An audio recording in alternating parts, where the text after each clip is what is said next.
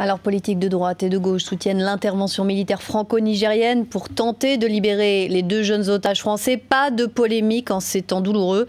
Dans le pays, au Niger, les Français font particulièrement attention à leur sécurité avec des mesures renforcées. Alain Juppé, le ministre de la Défense, est attendu sur place dans l'après-midi. Il doit rencontrer la communauté française. Le calme règne dans la capitale Niamey, comme l'ont constaté les envoyés spéciaux de BFM TV, François-Xavier Ménage et Florian Rivet. Pas de mouvement de panique, rappelle l'ambassade de France ici à Niamey. En revanche, effectivement, des ressortissants, ils sont 1500 dans le pays, qui parfois se posent évidemment des questions en termes de sécurité après les événements qui sont survenus il y a maintenant plus de 48 heures. Alors, deux informations à vous donner, deux exemples en tout cas qui montrent que le climat a changé.